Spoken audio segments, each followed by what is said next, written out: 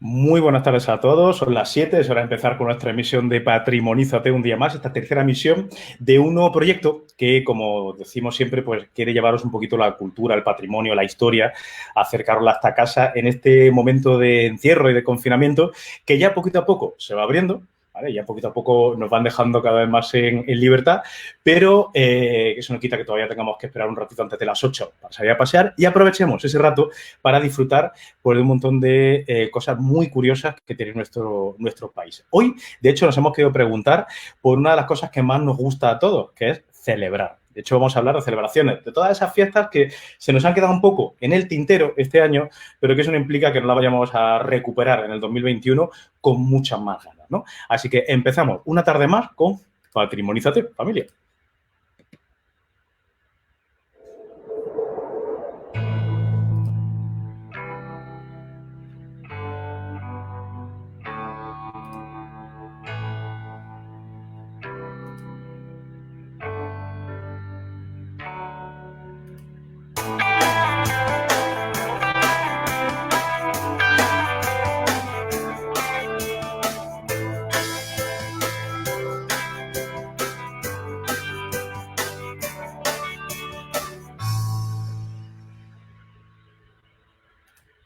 Bueno, pues como decíamos, efectivamente nuestra idea es que conozcamos un poquito más sobre todas esas fiestas, sobre todas esas celebraciones que tenemos a todo lo largo de nuestra geografía. No va a dar tiempo, evidentemente, a hablar de todas porque no necesitaríamos una emisión completa, sino una serie entera que durara varias semanas, ¿no? Porque si otra cosa no tenemos en España, fiestas, desde luego, todas las que os apetezca, ¿no? Pero por eso, precisamente, hemos querido irnos a un mapita de España.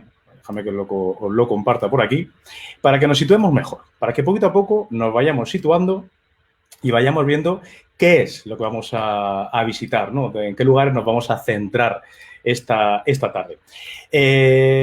Veréis que hemos seleccionado algunas, concreto, ¿no? Un par de ellas por el sur, alguna por el centro, por el norte también, y la última, ¿no? Que es la fiesta en la que más nos vamos a centrar, que es en la de moros y cristianos, para lo cual contaremos con la familia Linares, tanto con Jordi como con Ana, que son grandes expertos en la fiesta y nos van a descubrir algunos de los secretos más interesantes, ¿no? Y de esta tradición, ¿no? tan chula.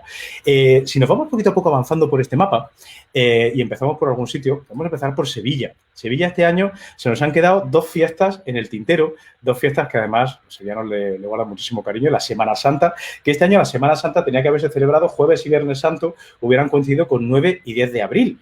Se nos quedaron ahí, no hubo madrugada, otras muchas ciudades españolas también se quedaron con ganas de poder ver todos esos pasos. Una tradición que, aunque uno no sea creyente, nada más que por lo espectacular de su puesta en escena, ya nos llama muchísimo la atención y que además es uno de los atractivos más poderosos que tienen muchas ciudades españolas, ¿no? en la primavera. Pero si la Semana Santa se ha quedado sin celebrar, lo que este año se ha celebrado de una forma diferente también ha sido la Feria de Abril. La Feria de Abril, al fin y al cabo, este año se nos ha quedado en los balcones, se nos ha quedado en las casas, se nos ha quedado bueno, el pescadito se hizo también, ¿no? y el alumbrado se hizo también a nivel particular. Pero bueno, es una fiesta que en 2021 volveremos con muchísimas más ganas, ¿no? para poder celebrarla y que sin duda se hará con ánimo renovado al fin y al cabo, ¿no? Si seguimos por nuestra geografía española, vamos al centro, en Madrid también se nos han quedado colgadas algunas fiestas, ¿no? Por ejemplo, el 2 de mayo. El 2 de mayo, ya sabemos, Día de la Comunidad de Madrid, que además Goya inmortalizó en un cuadro maravilloso, ¿no? Y que además es símbolo, se convirtió en símbolo de resistencia del pueblo madrileño contra la invasión de los franceses. Ya no solamente el 2 de mayo se nos ha quedado fuera, se nos ha quedado descolgado, sino todas las verbenas populares que tanto color, ¿no? Y tanto ese acento tan especial le ponen a Madrid, que se van a celebrar hasta el mes de octubre. Así que, por ejemplo, San Isidro, que estaba ya también ahí a la vuelta de la esquina, los chulapos, las chulapas, yendo a ver de la fuente de la ermita del patrón, se nos van a quedar este año los trajes colgados en el armario, igual que ha pasado con los trajes de sevillanas. Otra zona que además se nos ha quedado con muchas fiestas colgadas y que nos ha sorprendido mucho es Castilla y León. Además, le quiero agradecer desde aquí a nuestra compañera Inés Retortillo y a todos los compañeros y compañeras de la Federación de Guías de Turismo de Castilla y León las fotos que nos han ido mandando, que le pedí que nos hicieran pues, bueno, una pequeña colaboración, ¿no?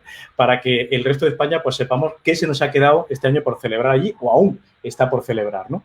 Si nos vamos a Ávila, este fin de semana pasado se tenía que haber celebrado la fiesta del patrón, se tenía que haber festejado San Segundo, el 2 de mayo, que además tiene una vinculación interesante con Granada, porque San Segundo era uno de los 7 varones apostólicos que enviaron desde Roma San Pedro y San Pablo a predicar por la península, al fin y al cabo, y que, bueno, después de pasar por Acci, por la ciudad de Acci, por la ciudad de Guadix, y ser protegidos por una señora eminente de aquella zona luparia, se repartieron por la península y el que más lejos llegó fue San Segundo. Al final todos acaban regular, los pobres, para que no nos vamos a engañar, pero San Segundo en concreto se queda enterrado en la ciudad de Ávila y en la catedral tienen sus restos, ¿no? Curiosamente, San Segundo, ¿vale? Que somos granadinos, es también patrón. No solamente fue compañero de San Cecilio, del patrón de aquí de Granada, sino que además San Segundo es patrón de un pueblecito chiquitito de la zona del Valle de Lecrín, del pueblo de Chite. ¿Vale? El resto de compañeros también son patrones casi todos de por esta zona. Torcuato, Tesifonte, Indalecio, Eufrasio, Esiquio, todos se quedaron más o menos por aquí, así que al final el que más proyección tuvo fue San Segundo.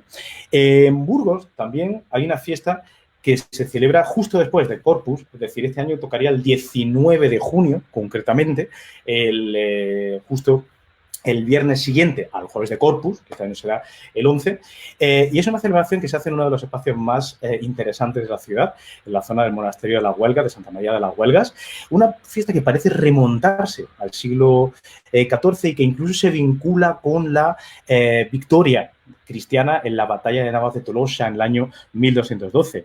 Cuenta con representación de autoridades religiosas, militares, civiles, ¿no? Y la verdad es que es una de las celebraciones más interesantes de la ciudad de Burgos. Salamanca también se queda este año sin su lunes de aguas. Se ha quedado este año sin su lunes de aguas, que tenía que haber sido el lunes siguiente al lunes de Pascua. El lunes de Pascua este año cayó en 13 de abril. Pues al lunes siguiente se tenía que haber celebrado esta fiesta tan curiosa. El lunes de aguas está muy vinculado a la figura de Felipe II y de la Salamanca del siglo XVI universitario.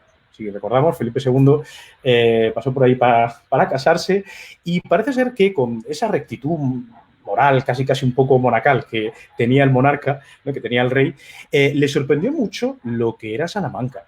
Imaginamos una ciudad del siglo XVI con prácticamente 8.000 estudiantes y que les acompañaban mozos, criados y toda una corte de adivinadores, echadores de suerte, prostitutas, etc. Aquello venía a ser un poco un putiferio, básicamente. Entonces, aquello le sorprende mucho al monarca y al final decide que por lo menos durante el tiempo de la Cuaresma la prostitución tenía que salir fuera de la ciudad. Había que echarla a la otra orilla del río Tormes. Entonces, todo el mundo en ese periodo de contrición y de recogimiento respetaba la limitación, pero los estudiantes estaban muy deseosos de que el padre Lucas, al que luego cariñosamente se apodó el padre Putas, permitiera, ¿no? Y recogiera a las prostitutas desde el otro lado de la orilla para celebrar ese lunes que imaginaos cómo se podía celebrar después de tantos días de abstinencia, al fin y al cabo. Hoy día la fiesta evidentemente ha cambiado muchísimo, se ha convertido en una fiesta muy familiar, todo, con amigos y tal, todo el mundo se va a merendar ahí a la ribera del río y es otra celebración muy bonita de esta ciudad tan maravillosa de Castilla y León.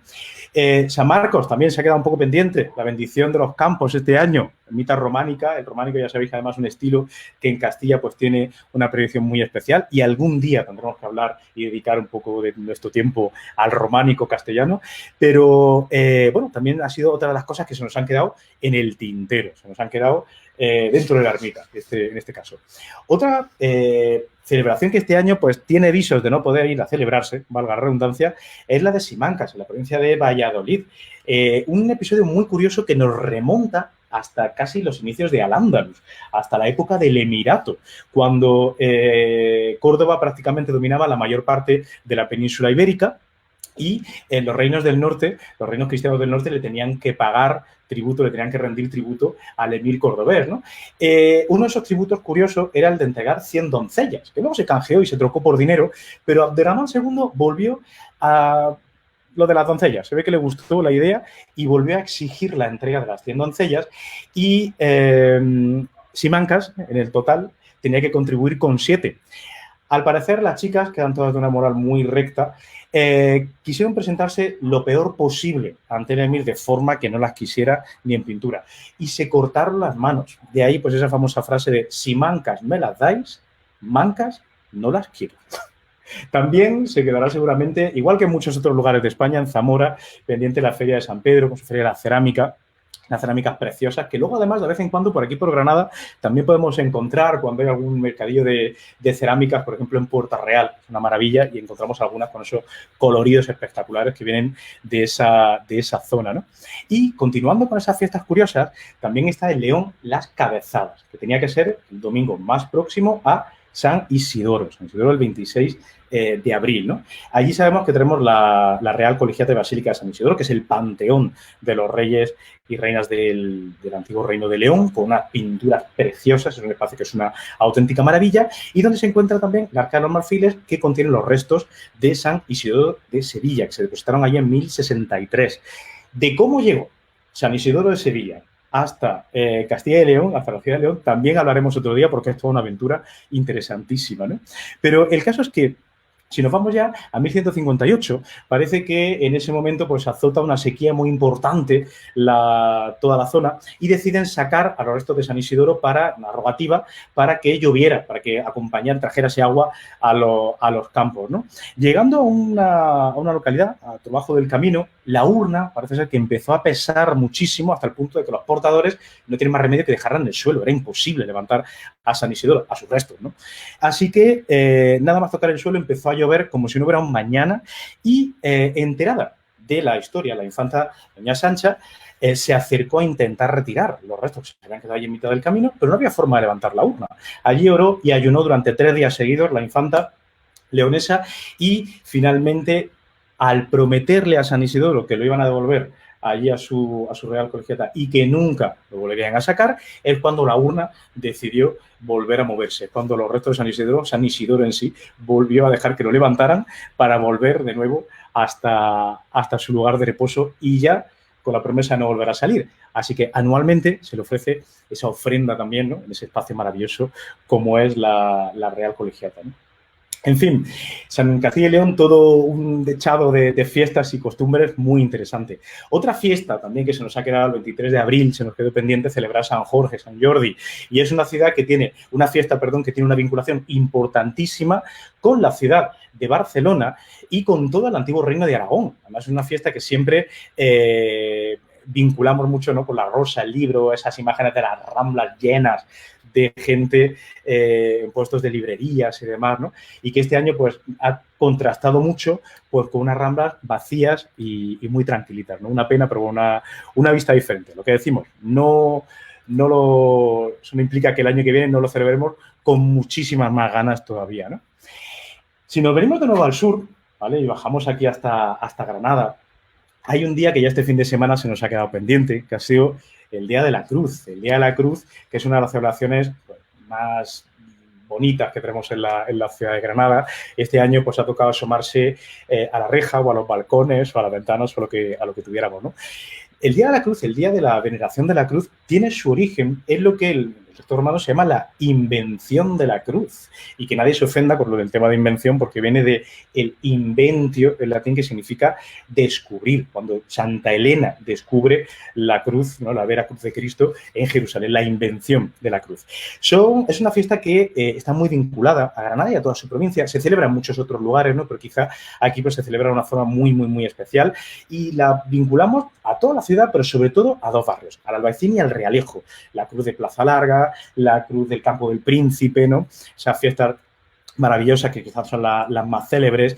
Estaba un poco vinculada también a los ciclos de la agricultura, ¿no?, que se remonta hace casi 400 años la fiesta y con el paso del tiempo pues se ha ido convirtiendo en una fiesta muy popular, muy familiar. ¿no? Una cosa muy, muy interesante. Hasta que en 2006 pues se fue un poco de mano y se convierte en una especie de macro botellón, que todos recordaremos aquellas imágenes, ¿no? En el centro de Granada, y el ayuntamiento decide que se acabaron las barras, se ha acabado la música en directo, y entonces nos quedamos solamente con una especie de exposición de cruces, ¿no? Desde hace un par de años se había vuelto tímidamente un poquito al tema de las barras en la calle, con mucho control, y la fiesta estaba recuperando un poquito su antiguo sabor, ¿no? Lo que ocurre es que, bueno, este año pues, nos hemos encontrado con esta situación tan especial y hemos tenido que hacer las cruces en casa. Se han decorado calles, la gente le ha echado muchísima imaginación, ¿no? Entonces, quiero agradecerle a Regina, a Javi, a Puri, a Inma también, a Virginia, Alfonso y a Monse, que nos han dejado estas fotos para hacer este pequeño collage, para que tengamos una pequeña muestra de lo muchísimo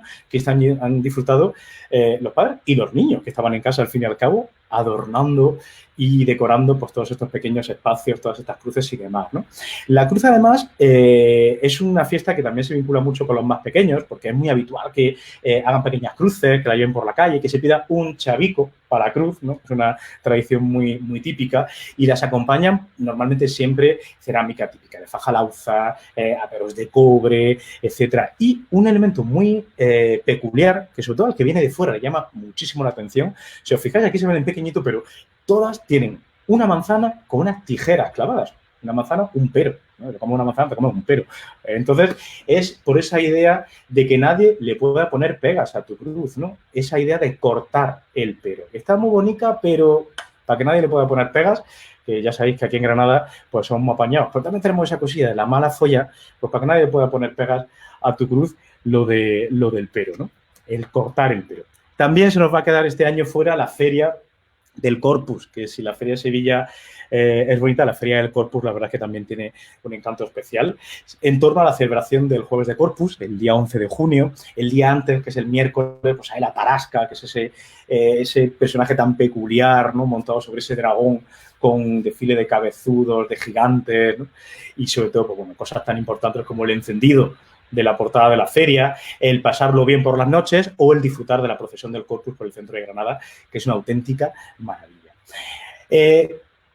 Si seguimos un poco por la geografía española, nos vamos hacia la zona del Levante, nos vamos hacia la zona de Alcoy, y es el tema en el que nos queremos centrar un poquito hoy, porque todas estas fiestas tienen un encanto especial. Todas estas fiestas de las que estamos hablando y todas las que se nos han quedado en el tintero tienen un encanto maravilloso. Pero si hay una fiesta en primavera que resulta verdaderamente espectacular y que resulta llamativa, son los moros y cristianos. Una fiesta que tiene una tradición tremenda y que este año pues también se va a tener que celebrar, se ha tenido que celebrar de forma diferente, se ha tenido que celebrar un poco desde los balcones al fin y al cabo.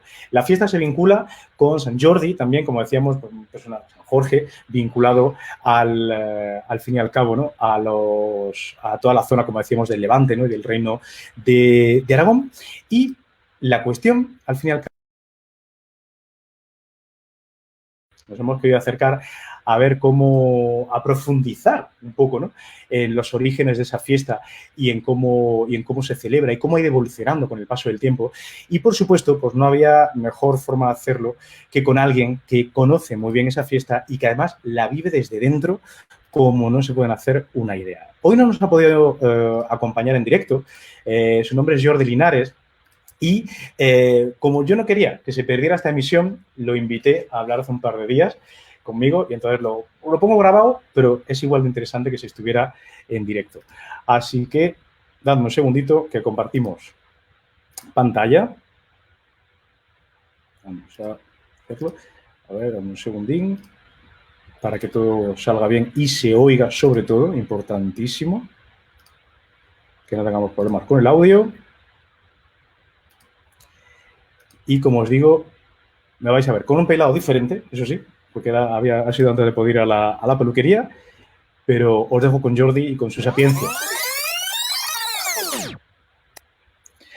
Bueno, pues al hilo de lo que estamos hablando esta tarde, el tema que estamos tocando, todas esas fiestas que este año, por la situación tan rara que vivimos, no hemos podido celebrar, nos hemos querido acercar a una de las fiestas más llamativas que celebramos en esta época del año, en la primavera, tanto en la zona norte de la provincia de Granada, hay algunos pueblos, ¿no?, que ya este año no lo han podido celebrar, y que, bueno, es una tradición que al fin y al cabo viene de toda esa parte del Levante, y si nos acercamos al Levante, pues iremos pensando no en Falla, que ya este año no hemos podido hacerla, sino en moros y cristianos. Moros y cristianos, si hablamos de moros y cristianos, hablamos de Alicante, si hablamos de Alicante y de moros y cristianos, hablamos de Alcoy, y si hablamos de todo este tema, la persona que mejor nos puede indicar y dar norte sobre esta materia es Jordi Linares. Jordi Linares, muy buenas tardes. Buenas tardes, Dani, ¿qué tal? ¿Qué tal? Compañero guía oficial de Alicante, que vive en Alcoy, además de que está muy metido en la historia de moros y cristianos, ¿no? Bienvenido a esta emisión de Patrimonízate. Pues gracias a ti, Dani, por haberme invitado a este programa, poder dar mi testimonio y sobre todo pues que la gente sea partícipe de una fiesta de interés turístico internacional como son los moros y cristianos de Alcoy. Totalmente. Además, es interesantísimo. Una fiesta que impresiona mucho por el despliegue de color, las filas, la verdad es que la música, en fin, es una cosa verdaderamente impresionante. Pero aunque nosotros estamos acostumbrados un poco a ver lo que hoy son esos moros y cristianos que siempre vemos, ¿no? Y esos colores, esos desfiles y demás, ¿dónde tiene todos esos orígenes? Hemos querido un poco indagar, ¿no? Y que nos cuentes precisamente dónde empieza esa tradición de celebrar los moros y cristianos. Bueno, pues la tradición de los moros y cristianos de Alcoy hunde sus raíces en más de 7 siglos de historia. Habría que remontarse a la mítica Reconquista, en este caso Corona de Aragón, con Jaime I el Conquistador, Jaume I el Conqueridor. Él reconquista Valencia el 9 de octubre, la fiesta de los valencianos de 1238, y a medida que va avanzando hacia el sur, pues claro, la cronología en fechas va aumentando. En ese sentido, Jaime I el Conquistador lo que hace es funda una ciudad nueva, ex novo, en una zona que había población musulmana muy dispersa y concretamente en un cruce de caminos que iban a Alicante, Valencia y Madrid. Una ciudad que le da el nombre de Alcoy, Alcuy, en lo alto del collado, porque realmente Alcoy es una elevación como una pequeña meseta encorsetada entre dos ríos, el Riquer y el Molinar. Claro, esa fundación, exactamente a mediados del siglo XIII por parte de Jaime I el Conquistador, no le sienta nada bien al gran caudillo musulmán, al que controlaba todo aquel territorio, que no es otro que Al-Azraq. Este Al-Azraq, que ya le había jugado varias pasadas a Jaime I el Conquistador, él realmente los datos nos dicen que pudo estar por la zona de Granada, más de 18 años confinado, hasta que consigue un gran ejército de tribus del norte de África, mercenarios, etcétera, etcétera. Y según la leyenda, según la tradición, este Al-Azraq, que en árabe significa azul, ¿vale? De ahí que un poco su seudónimo sea el azul o el de los ojos azules, como han llegado a decirle, se plante en Alcoy con sus tropas un 23 de abril de 1276. Ante una ciudad acabada de fundar, 20 años escasos llevaba fundada la ciudad de Alcoy, sin unas murallas imponentes como podrían tener otras localidades, y con esa afronta de las tropas de Al-Azraq, la ciudad de Alcoy solo tiene dos opciones: rendirse o rendirse, porque realmente ni estaba preparada ni podía soportar el asedio de Al-Azraq. Sin embargo, las crónicas dicen que 23 de abril, día de San Jorge, además un San Jorge que ya había ayudado mucho a Jaime I en sus batallas. Recordemos la batalla del Puig, otras batallas como la batalla de Alcoraz, donde las crónicas de la época, los cronistas, los bloggers del momento, hablan de que San Jorge aparece y el espíritu de San Jorge está presente en los guerreros. Pues tú imagínate, Dani, un 23 de abril, todo el pueblo de Alcoy rezando, el ataque de las tropas musulmanas, y en ese momento aparece glorioso San Jorge sobre las almenas del castillo, consiguiendo con flechas primero abatir a ese gran caudillo musulmán como es Al-Azraq, y ante el miedo de todo el ejército musulmán se retiran y son perseguidos y aniquilados. De ahí que, según las crónicas, se proclama el primer patrón de la entonces villa de Alcoy a San Jorge, gracias a esa milagrosa aparición. ¿Cómo te has quedado, Dani? ¿Qué te ha parecido? Pues sorprendente. Además, San Jorge que lo hemos celebrado hace muy poquito tiempo, San Jordi, ¿eh? Aquí es curioso porque en el fondo Granada un poco se la tenía guardada a la zona del Levante, al Reino de Aragón, porque ya en 1125 Alfonso I el Batallador hizo una incursión por esta zona en época almorávido y demás, ¿no? O sea, que yo creo que fue un poco revancha. Fue un poco ahí que se la Sí. tenía. Y luego, San Jordi es curioso porque aquí en Granada también lo tenemos muy presente, Jorge, porque al ser patrón del Reino de Aragón, es uno Claro. de los santos patrones que aparece en la Capilla Real, donde están enterrados los reyes católicos. Así que tenemos Santiago por un lado, San Jordi por otro, ¿no? San Jorge. Así que este año nos hemos quedado sin libro y sin rosa, y en Barcelona también, ¿no? Pero bueno, Sin ya una cosa y sin la otra. O sea Sí. que al final San Jordi tiene parte de culpa de la historia de los moros y cristianos, ¿no? Por supuesto, culpa fundamental y en ese sentido se declara, como he dicho, a San Jorge el primer patrón de la villa. A partir de ahí empiezan una serie de procesiones, salvas de arcabucería, desfiles, un poco la necesidad de honrar al patrón. Sí que es verdad que arqueológicamente hay muy pocos detalles, pero sí que algunos documentos vienen a apoyar de que sí que hubo esas escaramuzas, no exactamente en 1276, pero sí exactamente en 1304, una fecha muy, muy próxima. Pero hay que tener en cuenta que las crónicas cristianas de la época o las musulmanas en el otro bando, cada uno intentaba ensalzar y enlazar esos puzzles y esas piezas. Claro, imagínate 23 de abril, qué fecha más bonita, en este caso de 1276. Entonces, esa fiesta va evolucionando desde el siglo XIII al siglo XIV, siglo XV, y llegamos al siglo XVIII, donde es la gran época un poco donde se estructuran las fiestas de moros y cristianos de Alcoy. Ojo al dato, siglo XVIII, hablamos de hace más de 300 años. Y se estructura de la siguiente forma. En 3 días tendremos esas fiestas. El día 22 de abril es el día de los desfiles, cristianos por la mañana y moros por la tarde. Hay que recordar que aquí nos organizamos en filaes, que es como una comparsa, pero aquí se llaman filaes, una fila, 14 moras y 14 cristianas. Vale, pues los 14 cristianos por la mañana y los 14 moros por la tarde. El día 23 de abril, como no, el día dedicado al Santo Patrón, un día que hay una procesión por la mañana con una reliquia, a mediodía siguen con pasacalles y una misa mayor en honor a San Jorge, de un compositor local llamado Amando Blanquer, y por la tarde es esa procesión mayor que todo el mundo espera. Y el día 24 de abril es la recreación de la batalla, una batalla de arcabucería, donde antes se tiraban más de 8 toneladas de pólvora, ahora la cosa está mucho más ajustada. De hecho, todos hemos tenido que sacar unos cursos que me parece perfecto de manipulación de armas. De hecho, yo tengo para manipular armas ballestas, armas de avancarga y no sé qué otra cosa más, que son específicas de recreaciones históricas. Sí, sí. Pareja ballestas.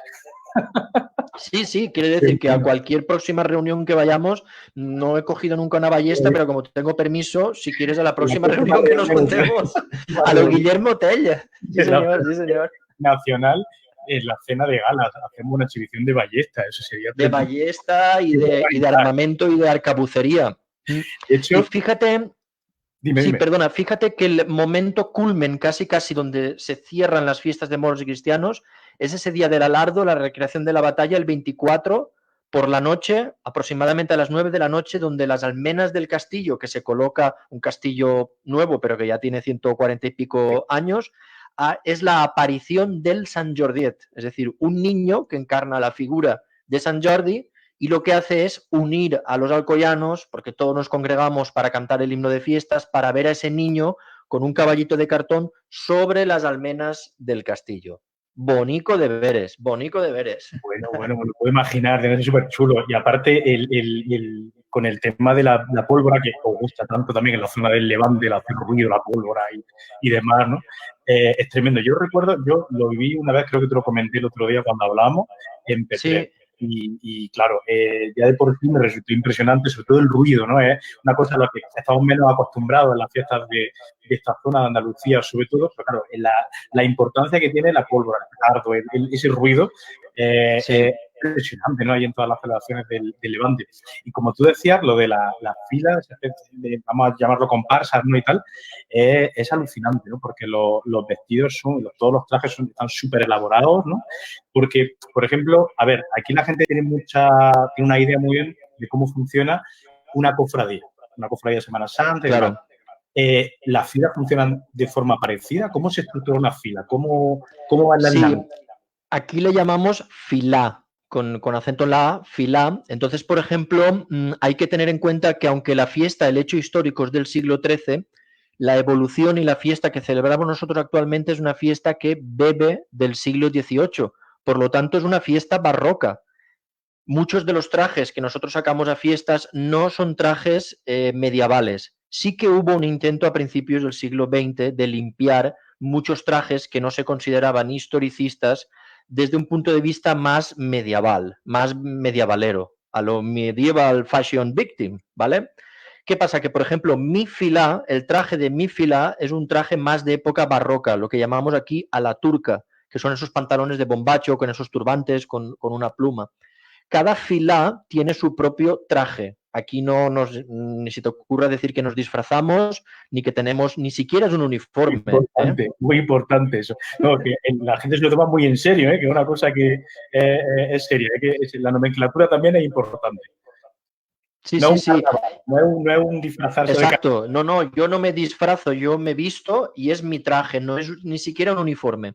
Entonces, por ejemplo, mi traje de festival llegar a valer alrededor de unos 1.800 euros el traje mío, que ese yo pues me lo tengo que pagar, pues dependiendo de lo que lo cuide, pues está seguro que me durará más o menos. Ahora bien, somos 14 filaes. Quiere decir que, por ejemplo, a la hora de abrir el desfile y de organizarnos en la fiesta, la fila número 1 son los que hacen de capitán. Después hay 12 filaes más y la última, la que hace 14, esa hace de alférez. Quiere decir que tú haces primero de capitán, 1, 2, 3, 4, 5, tiqui, tiqui, tiqui, tiqui, tiqui, hasta que llegas al número 14. Claro, ¿qué pasa? Que tú una vez que hayas acabado de capitán, hasta que no haces de alférez, te tiras 12 años casi casi sin hacer nada. Eso en tu fila. Y en solo 2 años haces de alférez, el último, y después pasas al primero en el desfile, en el orden de las fiestas, con el capitán. ¿Qué pasa ahí?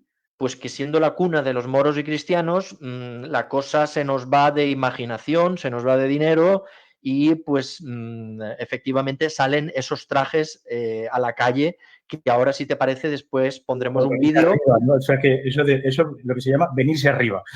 Sí, eso nunca mejor dicho. Que tú estás 12 años ahorrando y puede ser que cuando pasen esos 12 años, en el caso de mi padre, por ejemplo, hay un acto, porque nosotros si no tenemos alférez o capitán, lo que es en mi fila, estamos organizados en que vamos todos desfilando y solo tienen, como si dijésemos, derecho a desfilar con los que van con la banda de música haciendo una escuadra, una fila, 12, 13 festeros. Y eso se organiza por una rueda. A partir de 18 años, si tú has cumplido en diferentes actos, como procesiones y dianas, tienes derecho a entrar en esa rueda. A mí, por ejemplo, la rueda para entrar en la escuadra de mi fila es a cada 3 o 4 años. Me toca salir desfilando con esa banda de música detrás. Hacer, por ejemplo, cuando nos toca el férez y capitán, hacer una escuadra de esclavos que llamamos aquí, que son las imágenes que ahora después veremos más espectaculares, eso me tocará una vez en la vida. Y el gasto puede rondar los 7.000 8.000 euros. ¿Vale? Porque es un traje que se hace a mi medida, un traje inspirado en Granada, un traje inspirado en Persia, en mi caso porque soy moro, pero eso me viene de herencia familiar. Sí que es verdad que tengo rasgos, mucha gente me dice, no, es que tú eres moro. Yo soy moro 3 días al año, eso sí, el resto soy cristiano, pero por tradición familiar me viene pertenecer a la fila realistes. Fíjate, curioso. O sea que allí básicamente, como así decirlo, en Alcoy, hacer la comunión, te casas y una vez en la vida te toca ese evento súper especial, ¿no? De formar parte de una escuadra de esclavos. Qué curioso. Sí. O si tienes más dinero y tienes posibilidades de hacer de alférez en sí o de capitán, pero por ejemplo en el año 1998 el capitán se gastó 100 millones de las antiguas pesetas. Qué barbaridad. Hoy en día, si quieres hacer algo mínimamente digno, podemos estar hablando de unos 150.000 euros. Fácilmente se componen piezas musicales con bandas de música de 120, 150 músicos a 50 euros cada músico aproximadamente, imagínate. Diseñadores que viven todo el año. Los moros y cristianos de Alcoy mueven 25 millones de euros cada año, solo los de aquí de Alcoy.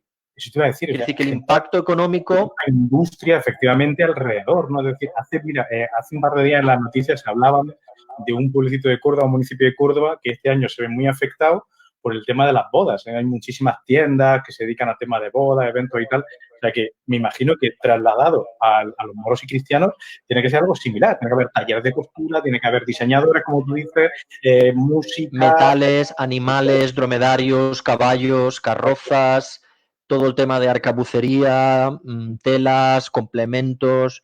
Fíjate que se calcula, se estima que el impacto económico de todos los moros y cristianos que se organizan en Andalucía, Comunidad Valenciana, Región de Murcia, Castilla y León, Castilla-La Mancha, Aragón y Cataluña y Mallorca ronda los 200 millones de euros al año, el impacto.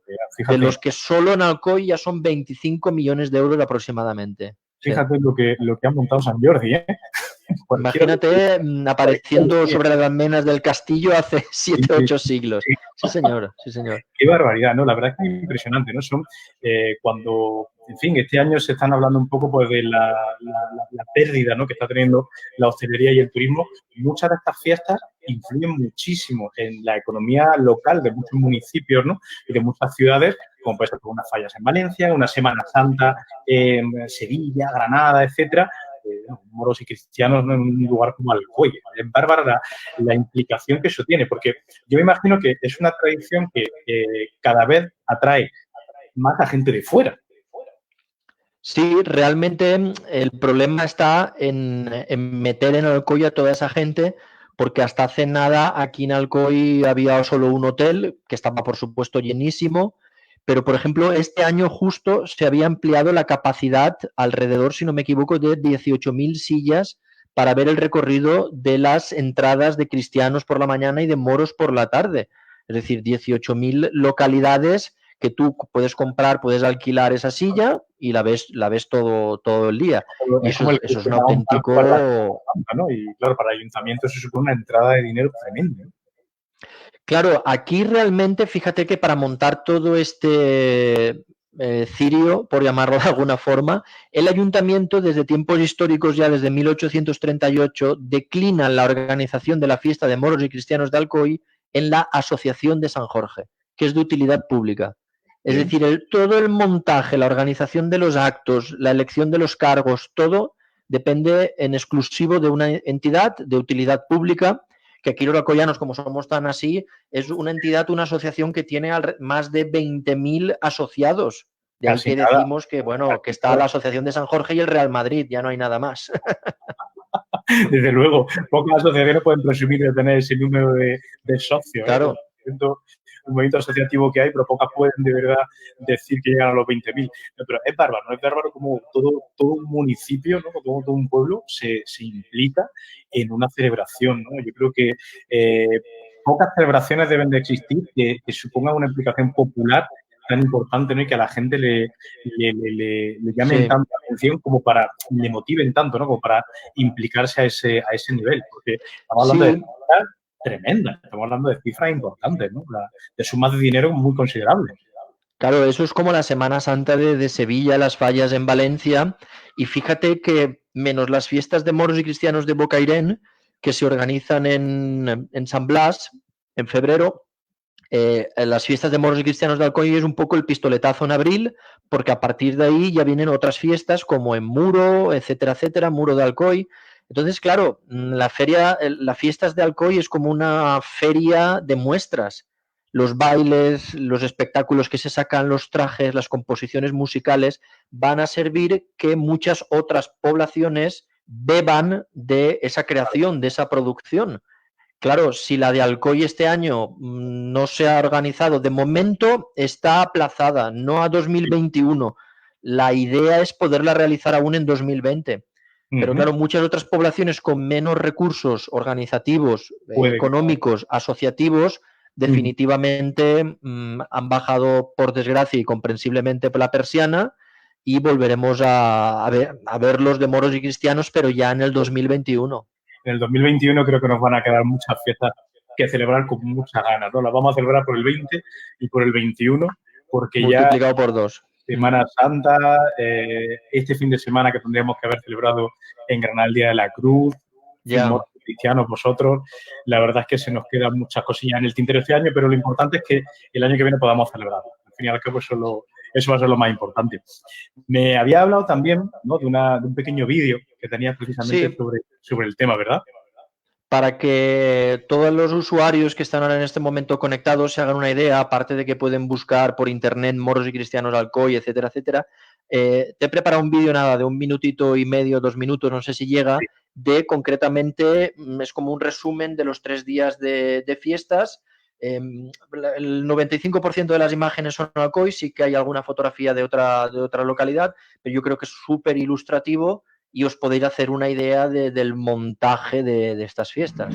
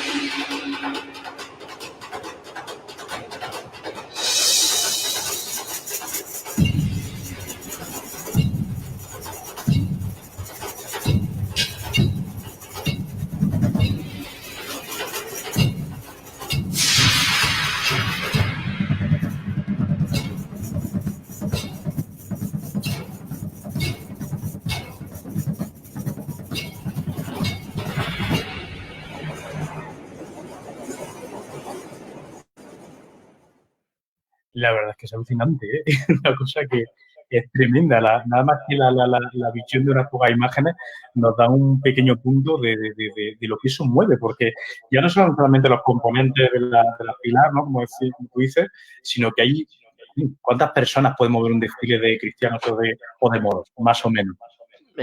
Solo, por ejemplo, en un capitán moro o cristiano, alrededor de unas 1.500, 2.000 personas, entre músicos, participantes, y cada fila, es decir, cada fila son aproximadamente unos 500 a la hora de participar, quiere decir 2.000, 2.000 y después más alrededor de 6.000 personas, pues 10.000 personas, por ejemplo, ya solo entre 8 y 10.000 personas solo con los cristianos, a lo mejor. Y unas cifras similares. ¿Cuántos habitantes tiene Alcoy? Sí, más o menos. Alcoy son 60.000 habitantes. Vale. Pero claro, hay que tener en cuenta que vienen bandas de música de toda la geografía valenciana, incluso región de Murcia. Sí, que ¿no? eso es lo que hace también que participe, que el número completamente se dispare. O, por ejemplo, especialistas ecuestres o gente que viene con dromedarios Sí, sí. o grupos de ballets que no son propiamente de la propia fila, sino que son cuerpos de ballet que se contratan pues, para representar la toma de Granada, las 1001 noches, la defensa, por ejemplo, cada capitán, ya sea moro, cristiano o alférez, intentan que su desfile esté inspirado a lo mejor en algún hecho histórico y no siempre tiene que ser del siglo XIII. La defensa de Don Pelayo, por ejemplo, o a lo mejor inspirados en la Alhambra en el periodo nazarí, o la reconquista cristiana de Granada, por ejemplo. Aparte, pensar de un año para otro, ¿no? Entonces, eso tiene que llevar una cantidad de meses de trabajo tremendo. O sea, tendría que ser terminar uno y casi ponerse a preparar el del año siguiente, ¿no? Eso, por ejemplo, el capitán cristiano de este año, que era de la fila montañeses, este señor lleva 16 años pensando cuándo haría de capitán. Y el capitán de los moros, el capitán de la fila cordón, ¿vale? Sí. Este señor lleva aproximadamente la friolera de 28 años pensando en hacer de capitán. Tiene alrededor de 70 años, lo quiso hacer hace 28 años cuando era muy joven, no tuvo la oportunidad ni el dinero. 14 años después tampoco le vino la oportunidad y después de 28 años que se había decidido, mira la coyuntura que nos toca. Nada, en el 21, a ver si el pobre lo puede celebrar en el 21. Que la verdad es que tirarse 28 años esperando es tener mucha voluntad, ¿eh? Es tener mucha paciencia y mucha voluntad. Esto es una ilusión y un sentimiento y una tradición propia que llevamos nosotros dentro y que, por ejemplo, que en cada fiesta se vive de una forma diferente. Quiere decir que yo estoy muy arraigado a las fiestas de Alcoy a nivel histórico, a nivel sentimental, por supuesto, tradicional. La verdad es que ha sido un placer que nos acerque un poquito a la fiesta de moros y cristianos. Ha sido, yo creo que no había mejor candidato para que no abriera un poquito, ¿no?, lo que es esta fiesta, porque la verdad es que es todo un mundo por descubrir y este año, que como no nos cansamos de repetirlo, hay que moverse por España todos los años, ¿no?, pero este año, en 2020, más todavía, si se retrasan esas fiestas de moros y cristianos, va a ser una ocasión ideal para visitar Alcoy, sin duda, ¿eh?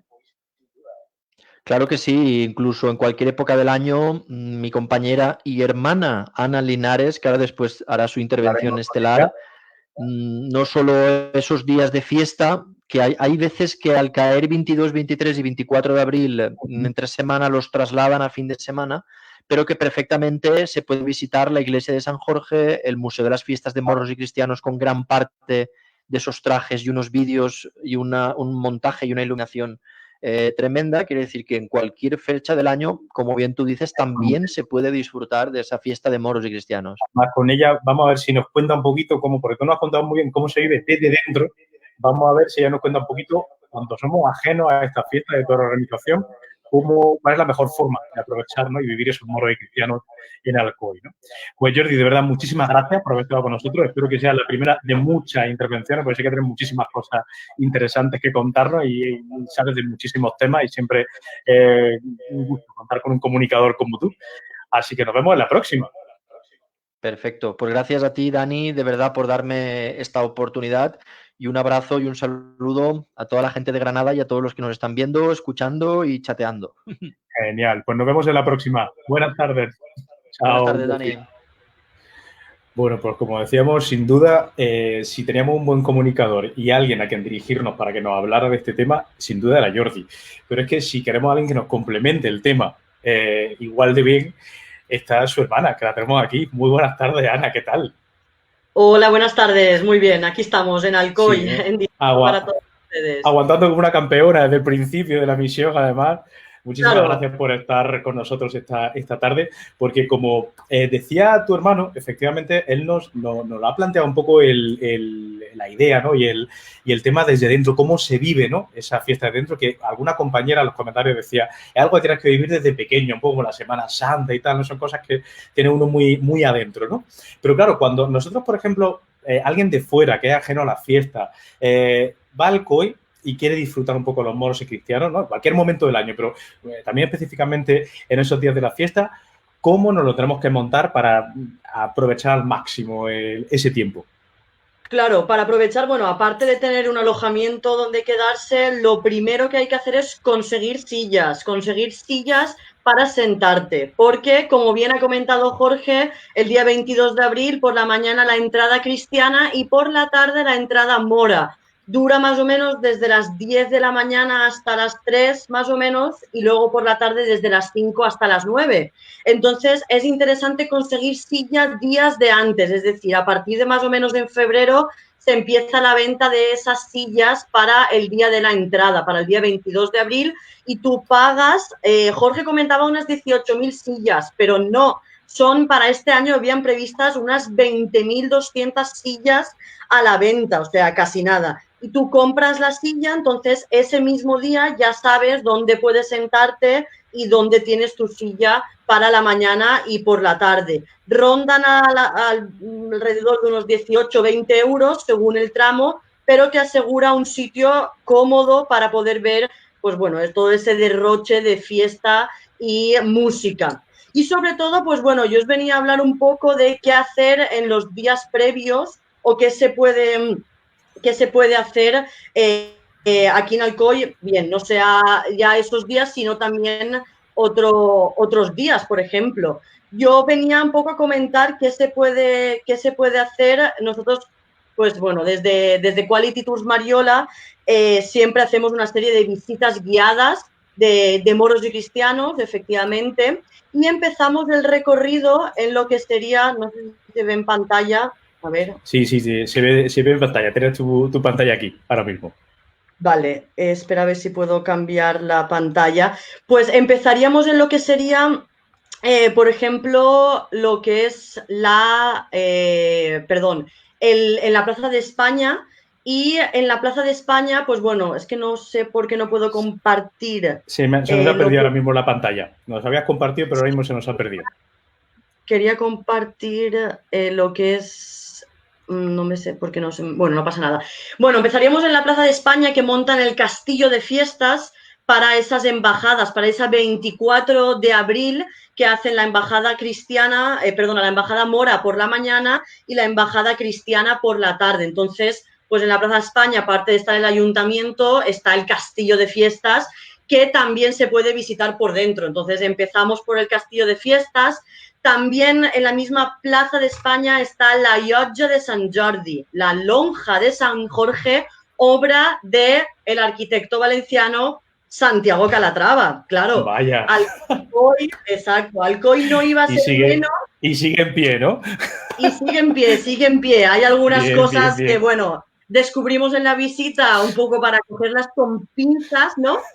Pero bueno, castillo, lonja de San Jorge, obra de Calatrava. Nos dirigiríamos a la iglesia de San Jorge, la iglesia del patrón, claro, 23 de abril, San Jorge.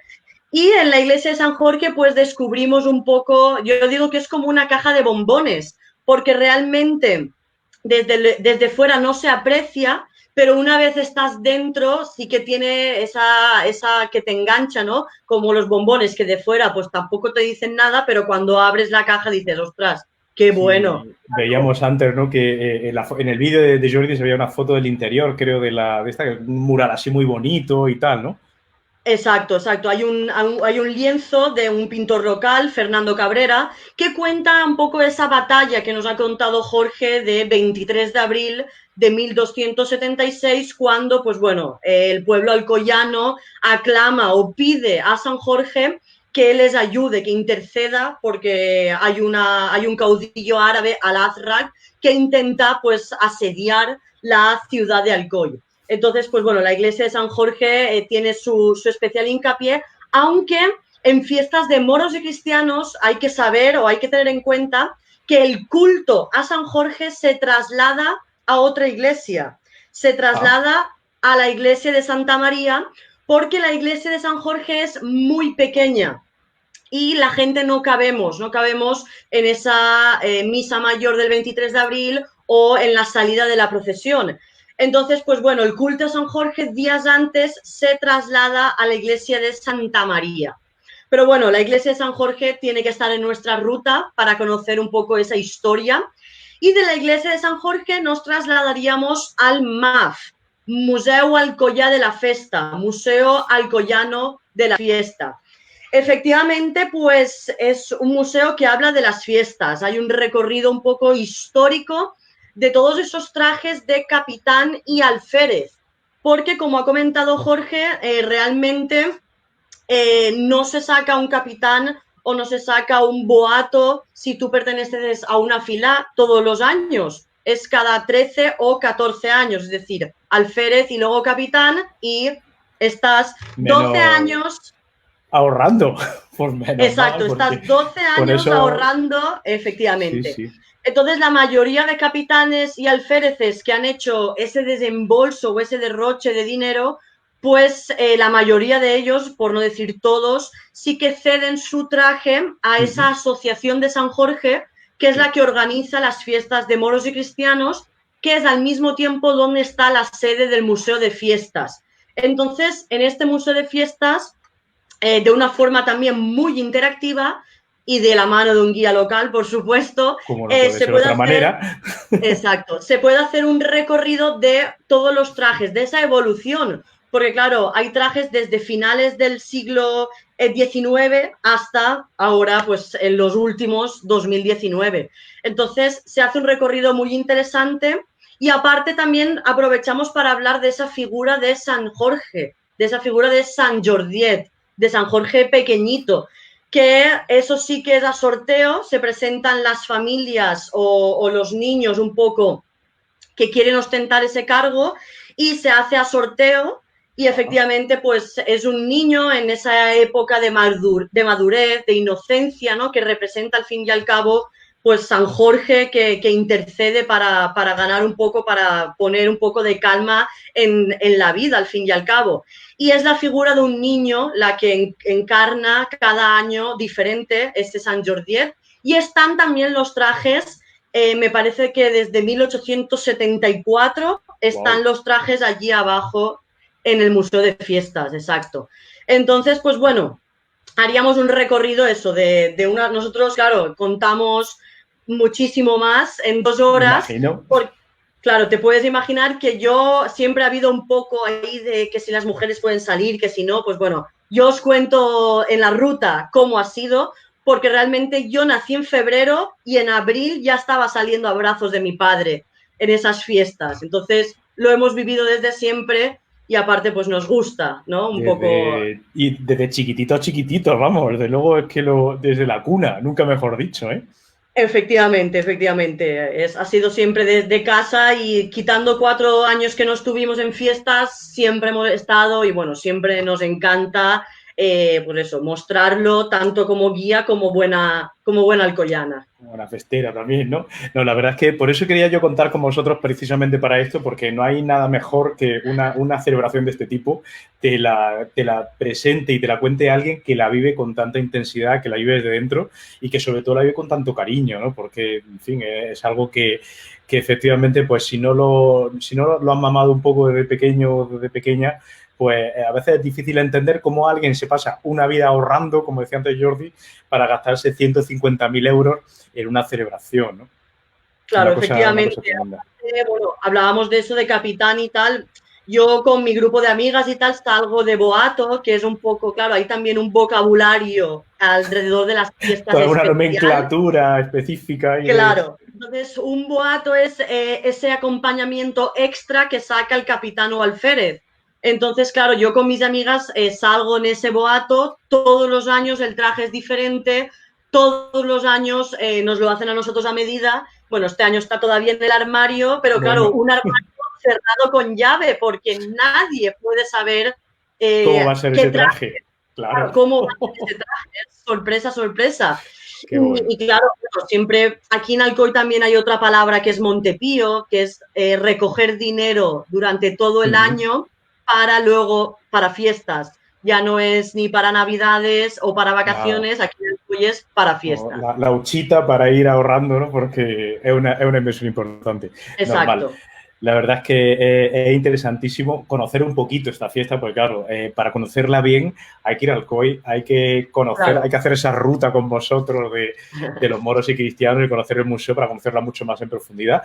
Pero de verdad que nos habéis dado por lo menos una notita para que nos hagamos una idea de cómo es ese gran espectáculo, ¿no? de color, de sonido y ese despliegue que hacéis todos los años en Alcoy. Ha sido un auténtico placer, la verdad, contar con vosotros, con la familia Linares Domínguez esta tarde en nuestra emisión de Patrimonio IZT. Muchas gracias, Ana, por haber estado con nosotros este ratito en directo y habernos dado ese puntito de lo que hacéis por allí. Muchísimas gracias a Jordi, por supuesto, a tu hermano Jorge también, por esa exposición con tanto cariño y con tanta efusividad que nos ha hecho. Y como le decía a él, espero que volváis en próximas emisiones porque, desde luego, tenéis muchísimas cosas interesantes que contarnos por toda esa zona del Levante. Y queremos seguir conociendo esa zona que, como no nos cansamos de decir este año, hay que moverse dentro de nuestro país, siempre en general, las cosas como son, pero este año con más importante todavía, con esto el coronavirus y esta situación que nos ha dejado, lo importante que es que nos movamos pues dentro de España, al fin y al cabo, para ayudar un poquito a que el sector turístico y hostelero vuelva a subir para arriba, ¿no? Y vuelva a ser un motor importante económico. Efectivamente, pues bueno, España te espera, Alcoy te espera, os esperamos. Pues Ana, muchísimas gracias, nos vemos en la próxima. Muy buenas tardes. Gracias. Hasta luego. Bueno, familia, y al resto, recordaros que volvemos el viernes, además con un tema muy, muy, muy interesante que os va a gustar. Vamos a ir conectando con varias ciudades españolas para hablar de algo que está muy vinculado a la fiesta y que es el beber y el comer también, que es algo que si la fiesta nos gusta en España, una fiesta que no vaya acompañada de comer y beber tiene muy poquito sentido. Muchísimas gracias por habernos acompañado una tarde más. Os recordamos que si no habéis podido ver el vídeo en completo en directo, lo tenéis en la página de Facebook y en nuestra página de YouTube, donde vamos a ir, por cierto, subiendo muchos vídeos cortitos interesantes de compañeros y compañeras de muchos lugares de España que nos cuentan un montón de cosas interesantísimas de este gran país que tenemos. Así que paséis muy buena tarde. Ya podemos salir a pasear, que son las 8. Nos vemos el viernes. Un saludo muy grande para todos.